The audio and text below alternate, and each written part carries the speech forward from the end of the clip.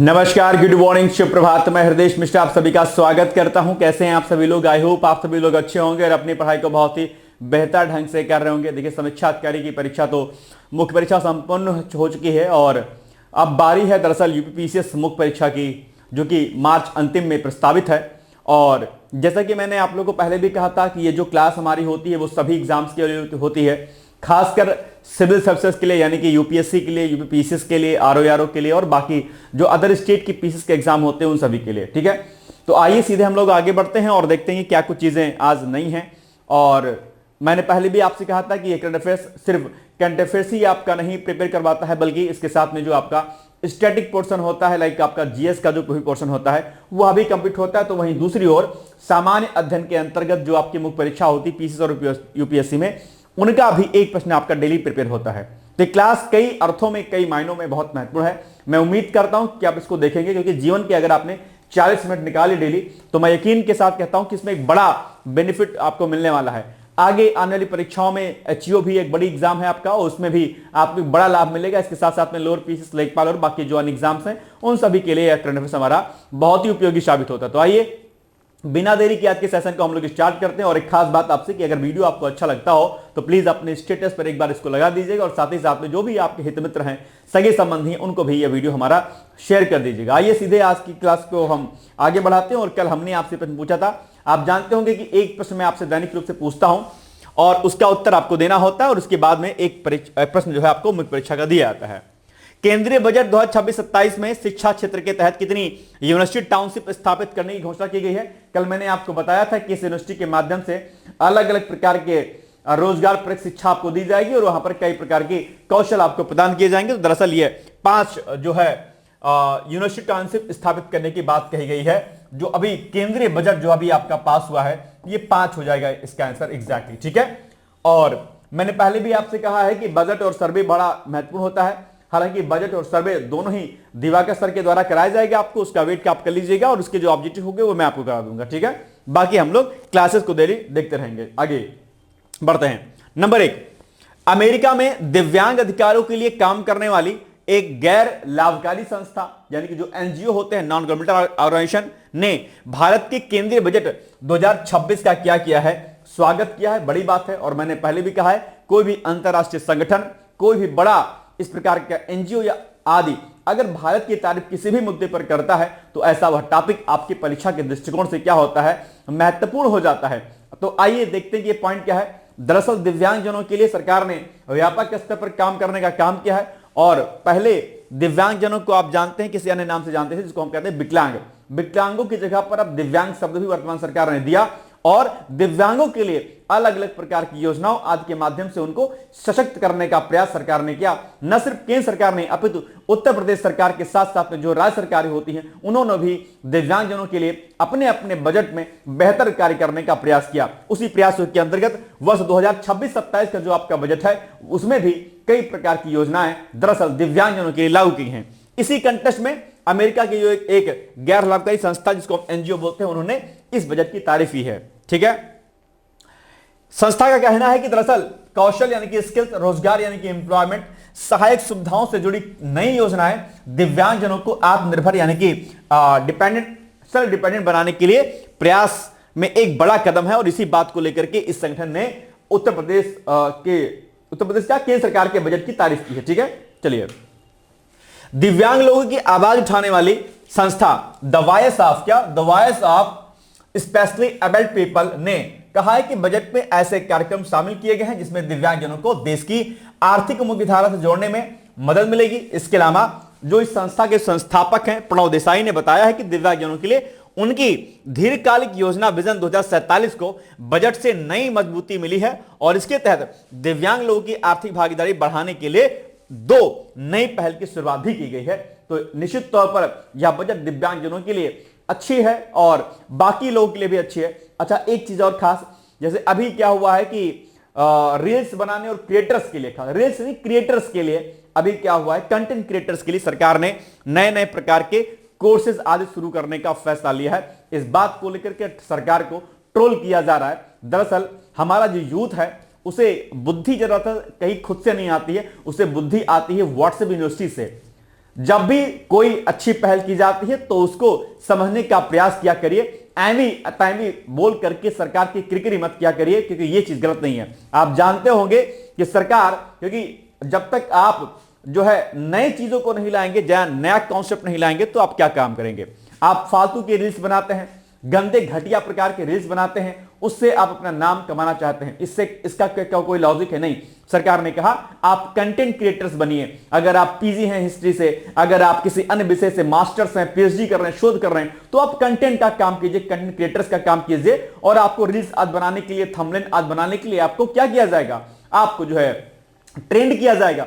इससे तो रोजगार के नए अवसर प्रदान मिलेंगे, क्योंकि ये बिल्कुल जरूरी नहीं कि सभी को गवर्नमेंट जॉब मिल जाए और सभी अपना बिजनेस कर लें। ऐसे में सरकार की यह पहल निश्चित तौर पर नए क्रिएटर्स, क्योंकि आप जानते होंगे जो कंटेंट होता है उसको प्लेटफॉर्म नहीं मिलता है लिखने के। आप में से बहुत सारे युवा होंगे जो बहुत बेहतर कंटेंट लिख सकते हैं, हमारे इतिहास पर, हमारी कला संस्कृति पर, हमारे देश की उत्थान के लिए क्या कुछ कर सकते हैं। ऐसे में अगर आपको सरकार ट्रेंड कर रही है तो इसमें बहुत बड़ी बात है और नए प्रयोग करना ही चाहिए। और ऐसे में सरकार की तारीफ करने की बजाय इसकी कि आप ट्रोल करें सरकार को, है ना। आप सब यूथ हैं और थोड़ा सा बुद्धि से काम लेंगे तो चीजें बेहतर होंगी। हो सकता है कभी यह प्रश्न आपके एग्जाम में आ जाए, मुख्य परीक्षा में, कि हाल ही में सरकार के द्वारा लिया गया निर्णय, ठीक है, कि कंटेंट क्रिएटर्स को इतना पैसा मिलेगा, कोर्स किया गया, या युवाओं को आत्मनिर्भर बनाने में कितना सक्षम साबित हो सकता है, टिप्पणी कीजिए या फिर क्रिटिकली एग्जामिन कीजिए। और आप इसको ट्रोल करते रहेंगे, आपकी परीक्षा में आ जाएगा तो फिर सर पे हाथ धर के क्या करेंगे? रोएंगे।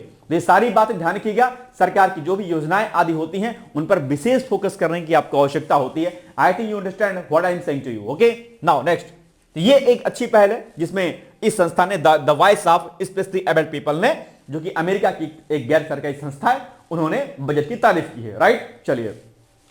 कई बार सरकारों की तारीफ करने पर मुझे लोग कहते हैं सर आप बीजेपी का पक्ष लेते हैं। अरे भाई, मैं किसी का पक्ष नहीं लेता हूं। सरकार ने मुझे नौकरी नहीं दे दी है, ठीक है, ध्यान दीजिएगा। सत्ता पक्ष विपक्ष जो भी है, अच्छा काम करे तारीफ कीजिए, बुरा काम करे बुराई करिए, ठीक है। चलिए, वीओएसपी के विजन 2047 का लक्ष्य क्या है कि दिव्यांगजन भारत के लंबे समय के विकास में पूरी तरह शामिल हों।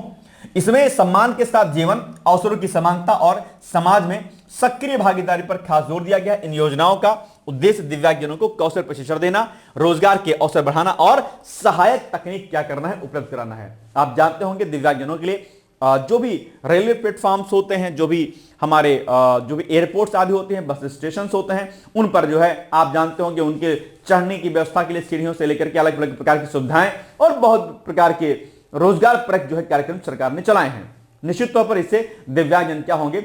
सशक्त होंगे, आत्मनिर्भर होंगे, ठीक है। और उनकी भूमिका निश्चित तौर पर भारत की प्रगति में काम आएगी, जिसका उद्देश्य आप जानते हो कि हमने रखा हुआ है क्या, 2047 में हमने विकसित भारत बनाने का जो लक्ष्य रखा है, इस लक्ष्य की प्राप्ति में हम क्या काम करेंगे? इनका सहयोग ले पाएंगे, ठीक है। इसी उद्देश्य से महिलाओं को भी सशक्त करने का सरकार प्रयास करती है, क्योंकि 50% की आबादी महिलाओं की है, जो कि जीडीपी में बड़ा रोल अदा कर सकती है, ठीक है। चलिए, अब आपके सामने प्रश्न आ गया कि अमेरिका में दिव्यांग अधिकारों के लिए कार्य करने वाली किस गैर लाभकारी संस्था ने भारत के केंद्रीय बजट 2026 का स्वागत किया है? वह कौन सा सरकारी संगठन, गैर लाभकारी संगठन है? तो national disability network, enable India foundation, the voice of specially abled people, या फिर ग्लोबल डिसेबिलिटी फोरम।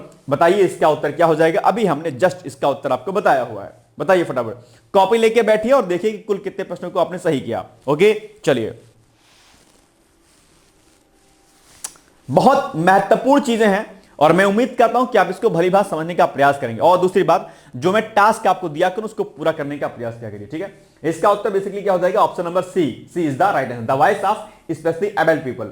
अब देखो, इस पूरे करंट अफेयर्स में क्या चर्चाओं में आया? चर्चाओं में एक शब्द आया, गैर लाभकारी संस्था या गैर लाभकारी संगठन, जिसको हम लोग क्या बोलते हैं एक तरीके से, इसको दूसरे फॉर्म में एनजीओ भी आप बोल सकते हैं, ठीक है। अब एनजीओ का जो टॉपिक है भाई साहब, आपके एग्जाम में जो मुख्य परीक्षा पीसीएस और यूपीएससी का जो जीएस पेपर सेकंड है, उसमें जो है यह जो है टॉपिक आपका एनजीओ दिया गया है और वहां से बहुत प्रकार के प्रश्न आते हैं, ठीक है। एक शब्द और आता है जिसको हम कहते हैं दबाव समूह। क्या कहते हैं? दबाव समूह। यानी कि आपके एग्जाम में दो टॉपिक बड़े महत्वपूर्ण हो जाते हैं और ये आपको मैं टास्क देता हूं कि आपको इसको क्या करना है? पूरा करना है।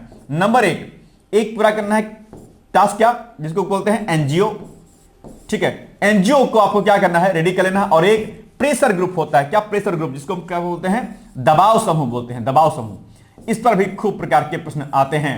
और एक शब्द चर्चाओं में इस समय और है, ऑरेंज इकोनॉमी। क्या, ऑरेंज इकोनॉमी। क्या होता है ऑरेंज इकोनॉमी, बहुत महत्वपूर्ण है ऑरेंज इकोनॉमी। यह भी इस समय चर्चाओं में, और इसके लिए सरकार ने फंडिंग जारी की है, ऑरेंज इकोनॉमी। जरा आप इसका उत्तर मुझे बताइएगा। और ये तीनों टॉपिक आपको क्या काम करना है, रेडी करना। मैं उम्मीद करता हूं कि आप इसको रेडी भी करेंगे। ठीक है, चलिए आइए आगे बढ़ते हैं। ये लिख लीजिएगा, एनजीओ, दबाव समूह यानी कि प्रेशर ग्रुप, और ऑरेंज इकोनॉमी क्या होती है। बड़ा महत्वपूर्ण प्रश्न है, इसको रेडी करने का प्रयास कीजिएगा। चलिए, अगर नहीं आएगा तो कमेंट कर दीजिएगा, मैं अगले दिन बता दूंगा आपको। ठीक है, चलिए नाउ नेक्स्ट टॉपिक। केंद्रीय बजट 2026-27 में देश की रक्षा क्षेत्र के लिए 7.8 लाख करोड़ रुपए का आवंटन किया गया है। मैंने पिछली क्लासेस में आपको कई बार कहा है कि दरअसल सरकार क्या काम कर रही है। जो हमारा डिफेंस सेक्टर है, जो हमारा रक्षा एक क्षेत्र है, उसमें सरकार लगातार बजट को क्या कर रही है, प्रमोट कर रही है, बजट को आगे बढ़ा रही है। और इसमें रक्षा क्षेत्र में, डिफेंस सेक्टर में हम आत्मनिर्भरता को प्राप्त करने के लिए मेक इन इंडिया और मेड इन इंडिया जैसे कार्यक्रमों के अंतर्गत स्वदेशी मिसाइलें और उपग्रह आदि कई प्रकार की चीजें कर रहे हैं। निश्चित तौर पर इससे हमारी जो रक्षा शक्ति है क्या है, बढ़ रही है। कि आप जानते होंगे तकनीक के सहारे इस समय, क्योंकि जो टाइम चल रहा है वो सेनाओं के बल पे नहीं बल्कि तकनीक से युद्ध लड़ा जाएगा। जितने हमारे पास वेपन्स होंगे, जितनी टेक्नोलॉजी होगी, उतना ज्यादा हम मजबूत होंगे। तो इसी के लिए सरकार ने लगातार इसमें काम कर रही है। ठीक है, वित्त मंत्री कौन है, निर्मला सीतारमण जी ने केंद्रीय बजट। अच्छा, निर्मला सीतारमण जी भाई साहब लगातार कई प्रकार के बजट को पास करने वाले भी खास महिला बन गई हैं, है ना, प्रथम पे। और लगातार बजट पर भौंसर देने वाले भी महिला हैं, यह भी जानते होंगे आप, एक फैक्ट है आपके लिए, है ना। दूसरा, तो उन्होंने रक्षा क्षेत्र के लिए 7.1 लाख करोड़ रुपए का आवंटन किया है। अब सीधा आपके एग्जाम में यहीं से प्रश्न पूछ लेगा कि भाई बताओ कुल कितना बजट पास किया गया है, किसके क्षेत्र में, रक्षा क्षेत्र में। एक बात, रक्षा क्षेत्र में 7.8 लाख करोड़ रुपए का बजट जो है यानी कि पैसा आवंटित किया गया है। लेकिन इसके साथ साथ में बजट में एक दो प्रकार के प्रश्न और बड़े अच्छे आते हैं। पहला, ये जो केंद्रीय बजट है वह कुल कितने उसका है, मतलब कुल कितना अमाउंट का है वो टोटल, एक प्रश्न तो ये। और जो विभिन्न प्रकार की महत्वपूर्ण योजनाएं होती हैं, जैसे जी राम जी अभी आया, मनरेगा को हमने जी राम जी में कन्वर्ट किया, उस पर कुल कितना फंडिंग किया गया, आयुष्मान भारत पर, या अन्य कुछ जो महत्वपूर्ण योजनाएं सरकार की होती हैं, सरकार ने उनके लिए क्या काम किया, मतलब कितना पैसा आवंटित किया, वैसा फैक्ट भी आपके एग्जाम में पूछाता है। और इस बार का बजट कुल कितने चीजों पर प्राथमिकता देता है, इंपॉर्टेंस देता है, वह भी प्रश्न आपके एग्जाम में आता है। ठीक है, बाकी तो अलग अलग जो योजनाएं आज शुरू की जाती हैं उनके बारे में तो आपसे पूछता तो बजट आपके लिए क्या है, बड़ा महत्वपूर्ण है। हालांकि इसको आपको रेडी करना है, यह भी ध्यान रखिएगा। चलिए अब देखो, यह राशि यानी कि 7.8 लाख करोड़ रुपए पिछले वित्त वर्ष के 6.8 लाख करोड़ रुपए की तुलना में करीब 15% क्या है, ज्यादा है।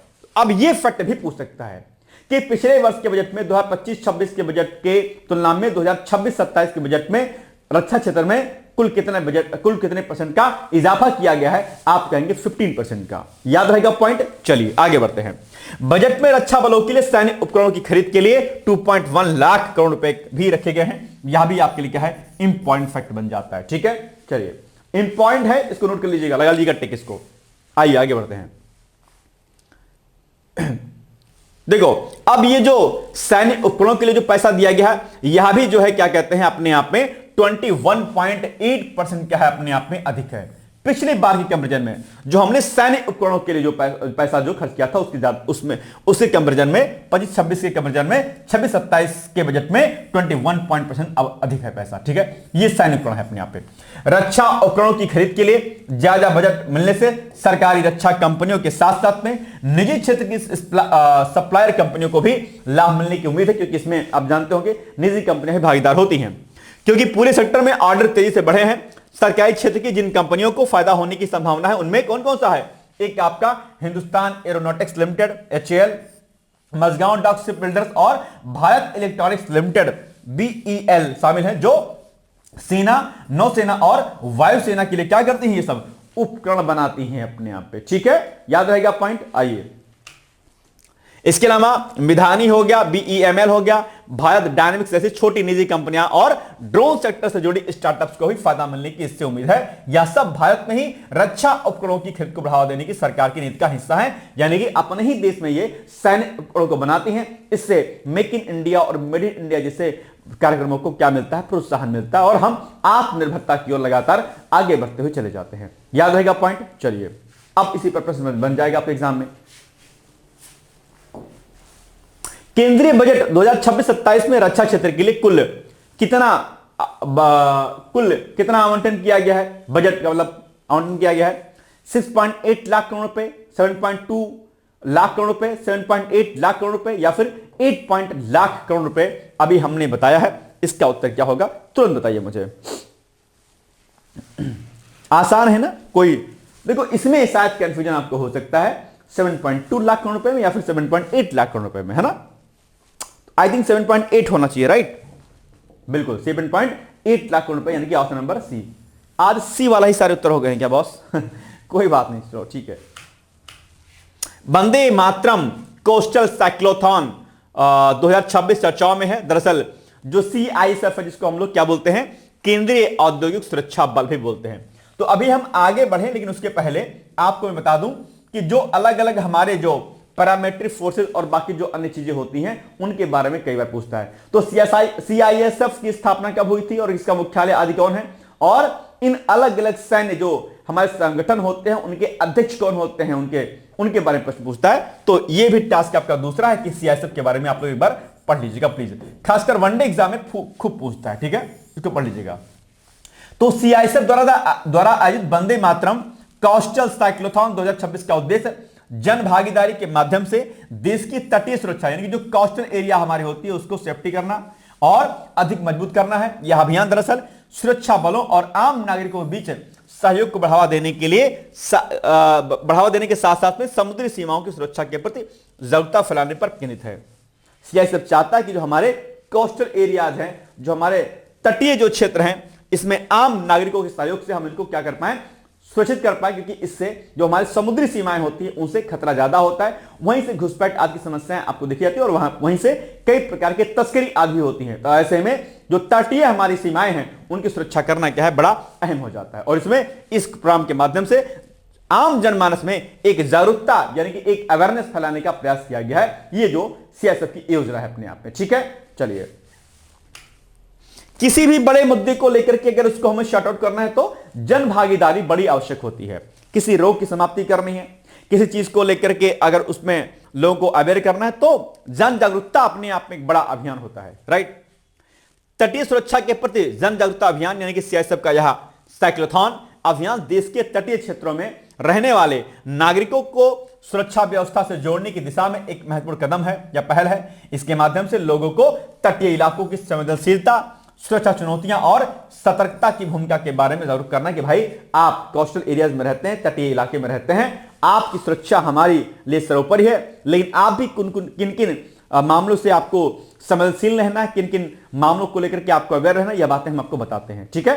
चलिए, और इसके तहत अलग अलग कार्यक्रम आदि इसमें जो है आयोजित किए जाएंगे, ठीक है? इन कार्यक्रमों में स्थानीय प्रशासन, मछुआरा समुदाय, युवाओं और स्वयंसेवी संगठनों की भागीदारी सुनिश्चित की जाएगी ताकि भैया सब लोग इसमें पार्टिसिपेट कर पाए, ठीक है? चलिए, अब बताइए प्रश्न इसका उत्तर क्या हो जाएगा? कोई दिक्कत तो नहीं ना समझने में? सब आसान सा लग रहा है ना? ठीक है, आइए। अब चैटिया रहे हो तो मत चैटियाइए, है ना? सामने देखिए क्लास तो अच्छा रहेगा। गुड मॉर्निंग बाद में भेज दीजिएगा, ठीक है? गुड मॉर्निंग भेजने का टाइम बाद में रहेगा, अभी देख लीजिए, है ना? वंदे मातरम कोस्टल साइक्लोथॉन 2026 का आयोजन किस बल के द्वारा किया जा रहा है?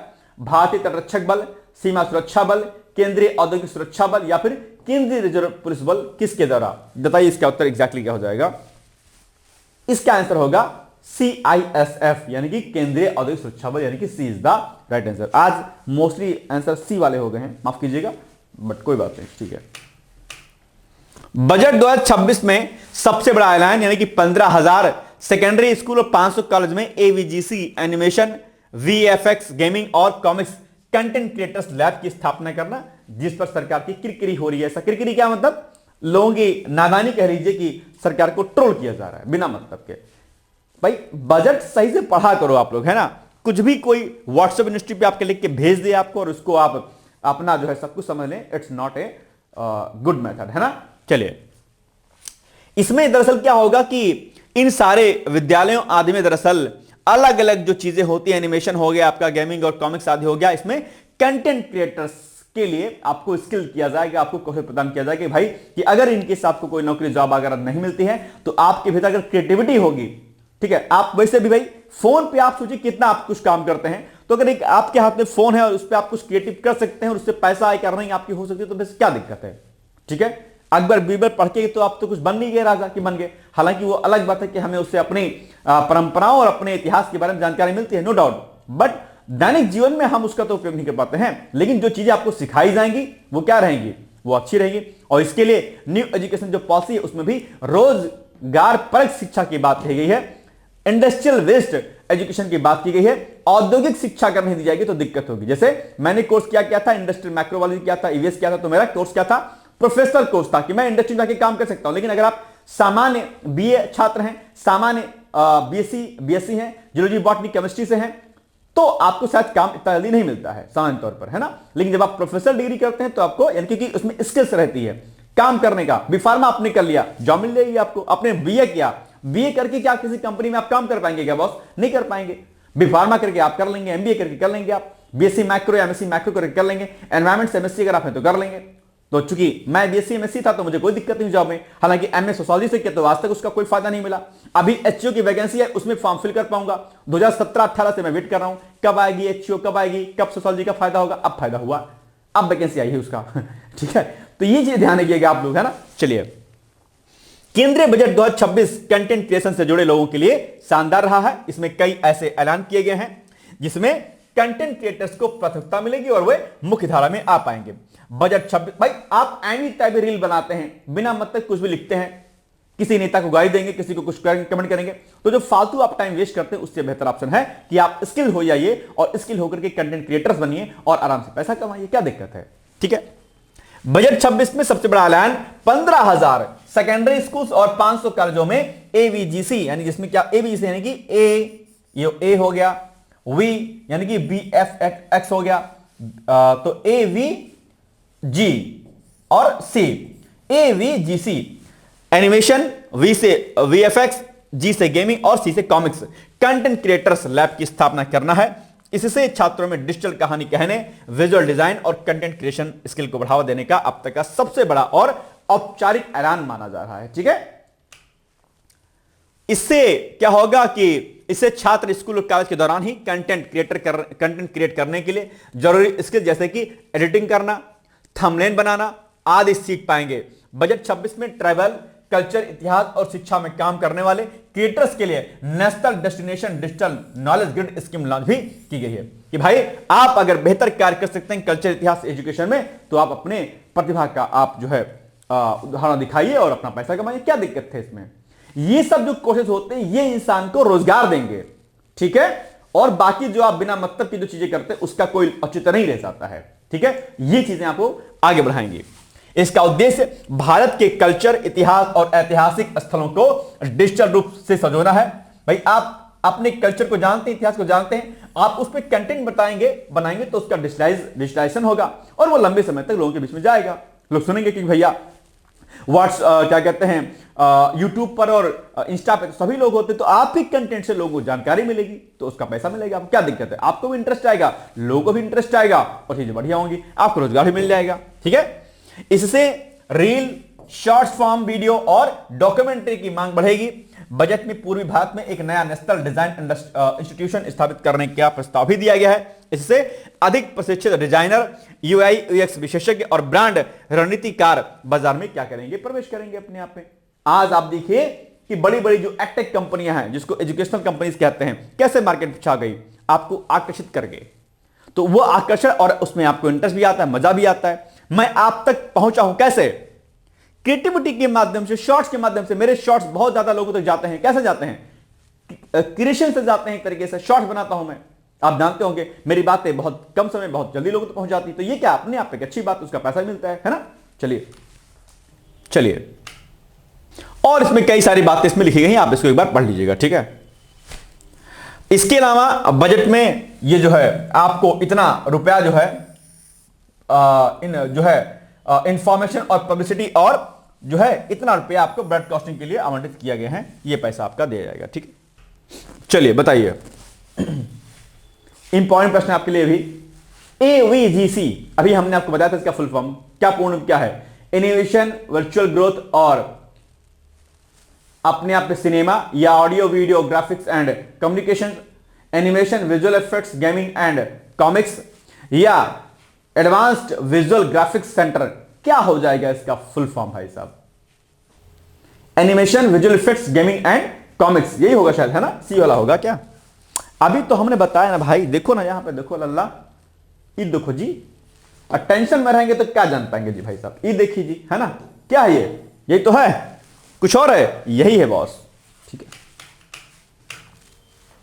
सी इज द राइट आंसर। ठीक है, पद्म पुरस्कार 2026 अभी चर्चाओं में रहा है। तो पद्म पुरस्कार भारत के सर्वोच्च नागरिक सम्मानों में से एक है जो विभिन्न क्षेत्रों में विशिष्ट योगदान के लिए दिया जाता है।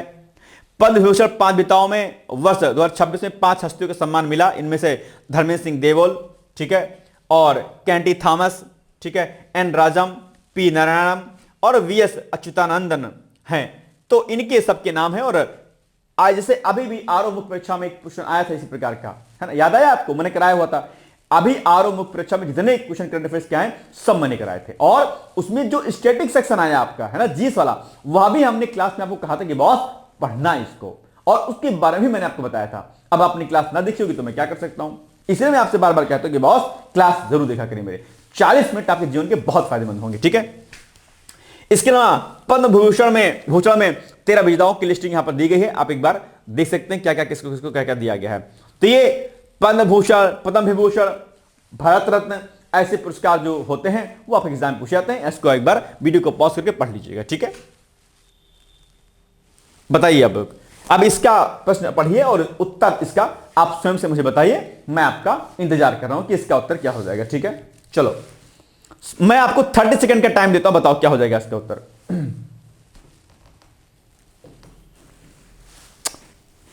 और 30 सेकंड है आपके, 30 का 20 सेकंड है, पढ़ो और फिर बताओ मुझे इसका उत्तर। इससे क्या होगा, थोड़ा सा दिमाग आपका यहां पे लगेगा, है ना? फोकस्ड रहेंगे आप, क्योंकि मन तो चंचल है, कहीं वहां जा रहा हो कहीं वहां जा रहा होगा। जैसे मौसम कल बढ़िया था, दिमाग कर रहा होगा चलो चाय पे चुस्की मार के आते हैं। भाई साहब ज्यादा टाइम वाइम मत वेस्ट किया करिए, है ना? चलो डी होगा क्या बॉस इसका आंसर? ठीक है, नहीं सी होगा, 1 2 3 होगा, ये नहीं होगा। ठीक है, तो सी इज द राइट आंसर। ठीक है, चलो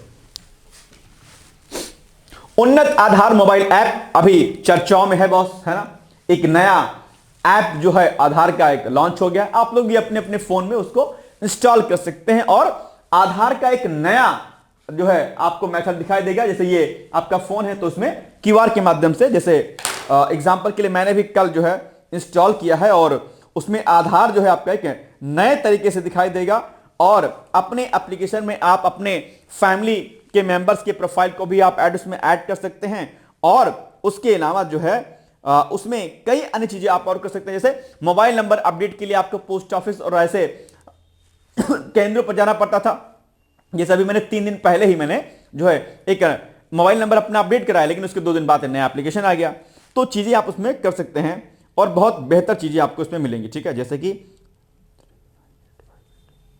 आपको मैं दिखाता हूं कि जैसे लाइक ये आपको मैं दिखा दूं कि किस प्रकार से आपका जो है आधार है वो क्या होता है, अपना हो जाएगा। कुछ इस प्रकार से आपका आधार दिखेगा, शायद पता नहीं दिख रहा है नहीं दिख रहा है, और इसको आप डाउनलोड कर सकते हैं। इसमें एक स्कैनर रहता है, उसको स्कैन कीजिए और जो जो जानकारी आपको कोई मांग रहा है, आप जरूर नहीं कि पूरा आधार कार्ड आप उसको दीजिए, डजंट मैटर, आप स्कैन करवा दीजिए और उसके बाद उसको दीजिए। आप जो जो चीजें कहेंगे आपका आधार नंबर भी शो हो जाएगा। मैं यहां पे शो नहीं करा रहा हूं, यहां पे आपका आधार नंबर शो हो जाएगा। तो ये और जैसे लाइक ये देखिए अपने आप में, ठीक है, ये देखिए दिख रहा है ना आपको। अब ये आपका आधार कार्ड डिजिटल रूप में है, इसको बैक कीजिएगा, आपको पीछे का सेक्शन दिखाई देगा आराम से, ये वाला दिखाई देगा। तो ये अपने आप पर डिजिटल रूप में आप आ जाएगा और यहीं पर जो है आप सारी चीजें आप जो है सर्विस के अंतर्गत अगर आप देखेंगे तो यहां पर मैं आपको दिखा दूं कि इसमें मोबाइल नंबर आपका ऐड हो जाएगा, ठीक है, एड्रेस अपडेट हो जाएगा, रिव्यू फैमिली रिक्वेस्ट हो जाएगा और यहां से ऐड प्रोफाइल के अंतर्गत आकर के आप अन्य प्रकार के अपने घर के कई लोगों के प्रोफाइल को आप अपने ही एप्लीकेशन में ऐड कर सकते हैं। तो अब आपको आधार रखने की आवश्यकता नहीं है, आप स्कैनर आपके अंदर रहेगा, कहीं से भी आप बैठे रहिए, आपकी प्रोफाइल इस एप्लीकेशन में बन जाएगी। आप लोग भी अपने फोन में इसको आधार एप्लीकेशन को क्या कीजिएगा, इंस्टॉल कर लीजिएगा, ठीक है। तो ये एक बड़ी अच्छी पहल है अपने आप में और इसका स्वागत करना चाहिए। इससे धोखाधड़ी जो आधार के नाम पर होता है वो क्या हो जाएगा, रुक जाएगा, ठीक है। नया आधार ऐप केवल एक डिजिटल कार्ड नहीं है बल्कि एक सुरक्षित पहचान पारिस्थितिकी तंत्र है। नए ऐप की सबसे बड़ी विशेषता इसकी आवश्यकता आधारित डेटा साझाकरण है। यदि किसी सेवा प्रदाता को केवल आपकी आयु की पुष्टि चाहिए तो ऐप केवल आयु साझा करेगा, ना कि आपका पूरा नाम पता। जैसे कई बार क्या होता है ना कि किसी भी काम को करने में खाली आपका नाम चाहिए होता है, आपका डीओबी चाहिए होता है, आपका एड्रेस चाहिए होता है।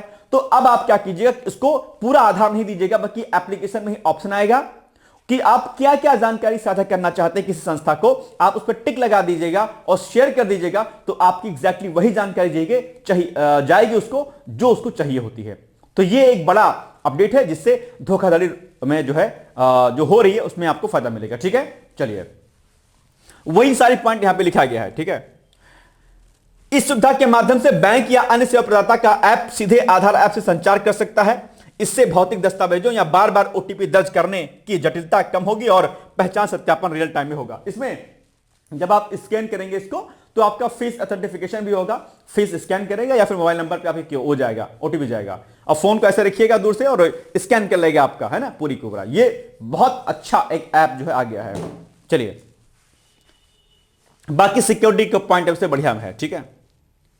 और नया संस्करण सक्रिय सत्यापन सुरक्षित डिजिटल हस्ताक्षर के लिए डिजाइन किया गया है, ठीक है। चलिए, अब आप बताइए क्या हो जाएगा इसका उत्तर। हाल ही में यूआईडीएआई द्वारा अनावरण किए गए उन्नत आधार ऐप के संदर्भ में निम्नलिखित कथनों पर विचार कीजिए। नंबर 1, इसका अनावरण केंद्रीय वाणिज्य और उद्योग राज्य मंत्री जितेंद्र प्रसाद की उपस्थिति में किया गया। यह ऐप मौजूदा एम आधार ऐप की तुलना में अधिक गोपनीयता केंद्रित और तेज है। इसमें ऐप टू ऐप सत्यापन या सत्याप की सुविधा में दी गई है, ठीक है। यह उपयोगकर्ता को अपनी व्यक्तिगत जानकारी पर अधिक नियंत्रण और सीमित डेटा साझा करने की अनुमति देता है। बिल्कुल ठीक है। डी वाला लग रहा है किसी वाला लग रहा है, बताओ, बताइए भाई साहब, क्या हो जाएगा इसका सही उत्तर। आपसे उम्मीद करता हूं कि आप इसको जल्दी से बताएंगे। डी, यानी कि 4 क्वेश्चन क्या है आपके इसमें सही हो जाएंगे, ठीक है। चलिए आइए बढ़ते हैं। नेक्स्ट है संपूर्णता अभियान 2.0। यह भी चर्चाओं में रहा है। यह अभियान जिला और ब्लॉक स्तर के प्रशासन को एक समयबद्ध लक्ष्य देता है। 3 महीने के भीतर इन क्षेत्रों को अपनी सेवाओं की पहुंच को 100% पहुंचाना होता है, क्योंकि भाई ये बड़ा जरूरी हो जाता है कि आजकल योजनाएं आदि एग्जीक्यूट नहीं हो पाती हैं। उसके लिए यह जो है अभियान चलाया गया कि भैया जो भी योजनाएं होती हैं वो सही से क्रियान्वित हो और उसका डेटा अपलोड कीजिए। तो ये बड़ी बात है। इसमें स्वास्थ्य, पोषण, कृषि, पशुपालन जैसी चीजों के बारे में अपडेट किया गया है और जल्दी से कार्य आगे बढ़े इसके लिए यह अभियान चलाया गया है। तो आप इसको एक बार पढ़ सकते हैं, अच्छा है अपने आप में, ठीक है। सामाजिक क्षेत्र के अंतर्गत भी ये सारे कार्य कराए जाएंगे, आप देख लीजिएगा। निगरानी तंत्र के अंतर्गत दरअसल प्रगति की निगरानी एक डिजिटल डैशबोर्ड के माध्यम से की जाती है, जहां बेस्ट प्रैक्टिस साझा करने के लिए राज्यों के बीच स्वस्थ प्रतिस्पर्धा होती है। इस अभियान का प्राथमिक फोकस औद्योगिक विकास पर नहीं बल्कि ग्रामीण और पिछड़े क्षेत्रों के मानव विकास संकेतकों पर है, जिसमें आपका हेल्थ, एजुकेशन और न्यूट्रिशन आदि आता है, ताकि सही जानकारी और सही अभियान जो चलाए गए हैं वो आप तक पहुंच सके अपने आप में, ठीक है। चलो अब बताओ इसका उत्तर क्या हो जाएगा। पढ़ो इसका फटाफट, जल्दी से पढ़ो इसको, बताओ इसका आंसर। आज प्रश्न को ज्यादा पढ़ने के लिए मैं आपको खुद कह रहा हूं, क्योंकि नहीं तो नींद आने लगती है आपको, है ना। रात भर तो सोए होंगे, जगराता किए होंगे, फिर से सो जाएंगे सवेरे सवेरे। नहीं सोना है, पढ़ो इसको, बताओ इसको तक क्या हो जाएगा। सबसे ज्यादा डांट मुझे लगता है अगर ऑनलाइन क्लास में आप पाते होंगे तो मुझसे ही पाते होंगे, नहीं ऐसा है क्या। मेरे पास कई सारे मैसेज आए, बोले हृदय से आपसे बहुत डर लगता है। मैंने ऐसा क्या होगा, मतलब मेरे जितना सौम्य आदमी से आप डरते हैं तो मतलब बड़ी अचंभित बात लगती है मुझे।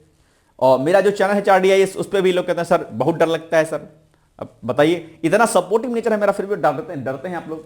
डरना नहीं चाहिए। अच्छा, UPPCS प्री का हम लोगों ने कोर्स लॉन्च किया है। अगर केवल प्री की तैयारी आपको करनी है तो उसके लिए भी आप संपर्क कर सकते हैं। इसके लिए आप हमें कॉन्टेक्ट नंबर हमारे 8604409201 इस पर आप संपर्क करके हमसे जुड़ सकते हैं, ठीक है, कोई दिक्कत नहीं है। आइए आगे बढ़ते हैं हम लोग। क्या हो जाएगा इसका उत्तर? इसका उत्तर बी हो जाएगा, यानी कि बी में क्या है आपका 1 2 3, तो चौथा नहीं सही है, बाकी सब कुछ सही है, ठीक है। चलिए नेक्स्ट है डीपीआईआईटी द्वारा डिजाइन अधिनियम 2000 में प्रस्तावित संशोधन। अब तक डिजाइन कानून केवल भौतिक उत्पादों जैसे कार, कुर्सी तक सीमित था। नए प्रस्ताव में ग्राफिकल यूजर इंटरफेस और डिजिटल अवतारों जैसे वर्चुअल डिजाइनों को शामिल किया गया, जो गेमिंग और सॉफ्टवेयर उद्योग के लिए क्या है, गेम चेंजर होगा। तो ये इसमें कई चीजें की गई हैं और ये संशोधन आप इसको क्या काम करिएगा, इसको एक बार जरा पीआरएस जो एक वेबसाइट है गवर्नमेंट ऑफ इंडिया की, उस पर आप जाइएगा, विजिट कीजिएगा और इसको विस्तार में पढ़ लीजिएगा। इस पर मैं अलग से आर्टिकल भी आपको करा दूंगा, ठीक है। इसमें कई सारे पॉइंटें दी गई हैं, जैसे 30 माह तक प्रकाशन को स्थगित करने का विकल्प कंपनियों को अपनी व्यवसायिक रणनीति गुप्त रखने में मदद करेगा, ताकि प्रतिस्पर्धी बाजार में आने से पहले उसकी नकल न की जा सके, ठीक है। हेग समझौते और रियाद संधि का हिस्सा बनने से भारतीय डिजाइनरों के लिए एक ही आवेदन के माध्यम से कई देशों में अपने डिजाइनों को शोषित करना आसान और सस्ता हो जाएगा। भाई साहब, हेग समझौता, रियाद संधि क्या है, जानते हैं आप लोग? अगर जानते हैं तो उसको कमेंट करके बताइए कि हेग समझौता और रियाद संधि क्या है, ठीक है। चलिए बताओ इसका उत्तर क्या हो जाएगा, पढ़ो। सारे कूट वाले प्रश्न का उत्तर आज आपको देना है, ठीक है। चलो बताइए इसका उत्तर क्या हो जाएगा। डी, चारों कथन क्या आपके सही हैं। क्या पूछा था कि डीपीआईआईटी द्वारा डिजाइन अधिनियम 2000 में प्रस्तावित संशोधनों के संदर्भ में निम्नलिखित कथनों पर विचार कीजिए। तो इसमें चारों कथन आपके क्या से सही थे, ठीक है। बस आज के इतना ही है ना।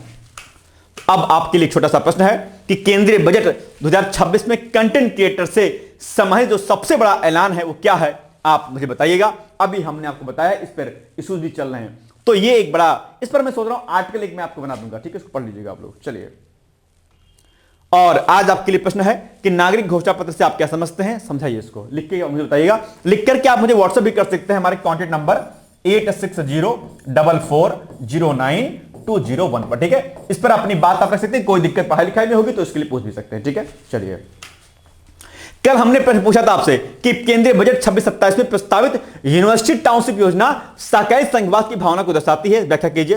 तो डेफिनेटली ये दर्शाती है बिकॉज ऑफ, प्रश्न का आशय यह है कि केंद्रीय बजट 26-27 में प्रस्तावित यूनिवर्सिटी टाउनशिप योजना किस प्रकार सहकारी संघवाद की भावना को प्रतिबिंबित करती है। इसे समझने के लिए पहले सहकारी संघवाद को समझना पड़ेगा, यानी कि जहां पर केंद्र और राज्य सरकारें मिलकर काम करती हैं, दैट्स कॉल्ड कॉर्पोरेटिव फेडरलिज्म, यानी कि सहकारी संघवाद। और इस यूनिवर्सिटी के माध्यम से युवाओं को शोषित करने का प्रयास किया जाएगा, उनको कौशल दिया जाएगा। इससे निश्चित तौर पर केंद्र और राज्य सरकार दोनों मिलकर के युवाओं को शोषित करने का काम करेंगे। यह निश्चित तौर पर सहकारी संघवाद की संकल्पना को साकार करने का प्रयास करता है। शॉर्ट फॉर्म में मैंने बता दिया, बाकी विस्तार रूप से आपको यहां पर चीजें दी गई हैं। साझा उत्तरदायित्व और सहभागिता का भाव है इसमें। राज्यों की विविध आवश्यकताओं का सम्मान इसमें किया जाएगा, ठीक है। वित्तीय सहयोग भी किया जाएगा इसमें, ताकि युवा सशक्त हो सके अपने आप में। नीति निर्माण में परामर्श की प्रक्रिया रहेगी, ठीक है। राष्ट्रीय लक्ष्यों की सामूहिक प्राप्ति होगी। ये सब आप वीडियो पॉज करके पढ़ लीजिएगा अच्छे तरीके से, ठीक है। मैं बस आपको थोड़ा सा हेडिंग में आपको बता दे रहा हूं। निष्कर्षतः यूनिवर्सिटी टाउनशिप योजना केवल एक शिक्षा संबंधी पहल नहीं है, बल्कि यह केंद्र राज्य साझेदारी, साझा संसाधनों के उपयोग और परामर्श आधारित शासन का उदाहरण है। इसलिए यह योजना सहकारी संघवाद की भावना को सशक्त रूप से क्या करती है, प्रतिबिंबित करने का कार्य करती है। तो ये छोटी सी चीज थी जो उसको आपको पढ़ना था। अब ये पीसेस का फाउंडेशन कोर्स का एडवर्टाइजमेंट है। आप पीसेस फाउंडेशन कोर्स में हमारे एनरोल हो सकते हैं। पीसेस प्री का अलग से बैच है, उसमें भी आप एनरोल हो सकते हैं। बीओ और आपका लेखपाल, लोअर पीसेस और बाकी जो टेस्ट आदि हैं उसमें भी आप पार्टिसिपेट कर सकते हैं। इलाहाबाद हाई कोर्ट का भी आरओ का जो फॉर्म आने वाला है उसके लिए भी आप कोर्स हमारे यहां से ले सकते हैं। उसके लिए आप दिए गए नंबर पे आप व्हाट्सएप कॉल कर सकते हैं। जिस भी कोर्स को लेना होगा उस कोर्स का नाम लिख करके आपको इस नंबर पे कमेंट कर देना होगा, ठीक है। तो आज के लिए बस इतना ही, मिलेंगे हम लोग कल अगली क्लास में। तब तक आप लोग पढ़ते रहिए, मस्त रहिए, व्यस्त रहिए, मुस्कुराते रहिए। बहुत बहुत धन्यवाद है, ऑल द बेस्ट है। Thank you so much, bye bye, take care, thank you. क्या आप लोक सेवा आयोग उत्तर प्रदेश की आरओ परीक्षा में सफल होकर सचिवालय में समीक्षा अधिकारी जैसे प्रतिष्ठित पद पर चयनित होना चाहते हैं? क्या आपके पास व्यस्त दिनचर्या या व्यक्तिगत परिस्थितियों के कारण नियमित पढ़ने के लिए समय की कमी है, इसलिए एक दिन में आप 8 से 10 घंटे नहीं पढ़ सकते हैं? क्या आपका संकल्प है कि सचिवालय में समीक्षा अधिकारी बनना ही बनना है और आप उसके लिए सही मार्गदर्शन की तलाश कर रहे हैं? यदि आपके इन तीनों प्रश्नों के उत्तर हाँ हैं, तो आपकी खोज अब समाप्त होती है और आपके सपने को साकार करने के लिए आगामी समीक्षा अधिकारी परीक्षा की सुव्यवस्थित तैयारी हेतु डी-कोड एग्जाम लाया है अभ्युदय बैच। अभ्युदय बैच में आपको आगामी आरओ परीक्षा के प्रारंभिक और मुख्य परीक्षा के पूरे पाठ्यक्रम को अभी से एक साथ बहुत ही बेसिक लेवल से video lecture, PDF notes, test series और उत्तर लेखन कार्यक्रम के माध्यम से पूरे विस्तार से पूर्ण कराया जाएगा। हमारे अभ्युदय बैच की सबसे बड़ी विशेषता है कि इसमें साप्ताहिक टारगेट्स के अनुसार कम से कम 5 घंटे भी पढ़कर कोई अभ्यर्थी पूरा पाठ्यक्रम अच्छे से तैयार करके परीक्षा में सफलता अर्जित कर सकता है। अभ्युदय बैच में अनुभवी और समर्पित शिक्षकों द्वारा आधारभूत मानक पुस्तकों एवं स्रोतों पर आधारित पाठ्य सामग्री उपलब्ध कराई जा रही है, जिससे पाठ्यक्रम को सभी आयामों से कवर किया जा सके। इस बैच में पाठ्यक्रम को इस विस्तार से पढ़ाया जा रहा है कि इसमें प्रवेश लेकर आप न केवल आरओ परीक्षा बल्कि अन्य कई समकक्ष परीक्षाओं को भी एक साथ ही टारगेट कर सकते हैं। यानी इस परीक्षा के पाठ्यक्रम में सम्मिलित सामान्य अध्ययन, सामान्य ज्ञान, सामान्य हिंदी व्याकरण, रीजनिंग, मैथ, हिंदी आलेखन, निबंध आदि के विस्तृत अध्ययन से आप पूर्ण आत्मविश्वास से किसी भी परीक्षा में सफलता प्राप्त कर सकते हैं।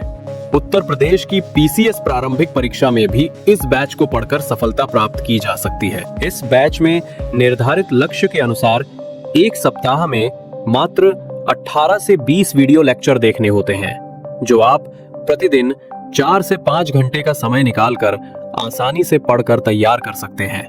ये बैच ऑनलाइन जरूर है, परंतु इस बैच में छात्रों और शिक्षकों के बीच सीधे संवाद के लिए प्रक्रिया निर्धारित है, जिससे अभ्यर्थी अपनी शंकाओं का व्यक्तिगत समाधान प्राप्त कर सकते हैं। आपके संकल्प को सिद्धि तक पहुंचाना ही अभ्युदय बैच की आधारभूत संकल्पना है। हमारा ये आत्मविश्वास संस्थान के 5 वर्षों की कठिन साधना की परिणति है। डीकोड एग्जाम संस्थान अपने 5 वर्षों के सफर में आरओ परीक्षा में 45 से अधिक चयन सुनिश्चित करवाकर एक विश्वसनीय संस्थान के रूप में विख्यात है। इसलिए बिना किसी संशय के पूर्ण विश्वास के साथ आप भी हमसे जुड़कर अपनी सफलता का नया अध्याय लिख सकते हैं। इस बैच से जुड़ने के लिए हमारे संस्थान के नंबर 8604409201 अथवा 9506742546 पर व्हाट्सएप या कॉल करके बैच की पूरी जानकारी प्राप्त की जा सकती है। अभी 500 शुरुआती छात्रों को विशेष छूट भी प्रदान की जा रही है, इसलिए इस अवसर का लाभ उठाने के लिए अतिशीघ्र प्रवेश लेकर अभ्युदय बैच से जुड़े। प्रवेश के लिए अभी संपर्क करें और शुल्क में छूट प्राप्त करें।